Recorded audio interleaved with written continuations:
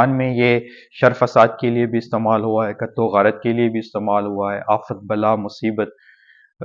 جبر ان معنیوں میں بھی استعمال ہوا ہے۔ لیکن اس کی جو اصل ڈیفینیشن ہے جب ہم سورۃ انفال کی آیت نمبر 28 یعنی 28 کو دیکھتے ہیں تو وہاں اس کو پراپرلی ڈیفائن کیا گیا ہے، جہاں کہا گیا ہے کہ تمہارے اموال اور تمہاری اولادیں تمہارے لیے فتنہ ہے۔ اسی طرح پھر آگے چل کے ہم سورۃ عنکبوت میں دیکھتے ہیں تو وہاں بھی ایمان کی شرط کے لیے یہ لفظ آیا ہے بطور آزمائش اور بطور امتحان آیا ہے کہ امتحان اللہ تعالیٰ آپ کے ایمانوں کو آزمائش اور فتنے سے بھی جج کرے گا۔ اسی طرح صورت انبیاء میں یہ خیر اور شر کے ساتھ آزمائش کے معنی میں آیا ہے کہ خیر و شر کے ذریعے بھی اہل ایمان کو آزمایا جائے گا۔ تو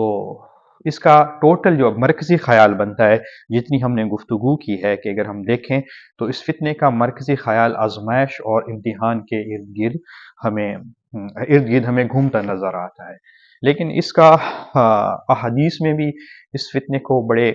خوبصورت انداز کے ساتھ، بڑے جامع انداز کے ساتھ اس کا ذکر ہوا ہے، اور خاص کر جو قرب قیامت کے اوقات قریب آنا ہے، یعنی قیامت کا جب قریب آنا ہے تو ان میں فتنوں کے ظہور کا ذکر اللہ کے رسول صلی اللہ علیہ وسلم کی بیشبہ حدیث میں ہمیں ملتا ہے، جس میں دجال کو سب سے بڑا فتنہ کہا گیا ہے کہ کم و بیش تمام انبیاء کرام نے اپنی جو امتیں ہیں ان کو دجال کے فتنے سے خبردار کیا تھا۔ اور قیامت کے قریب جو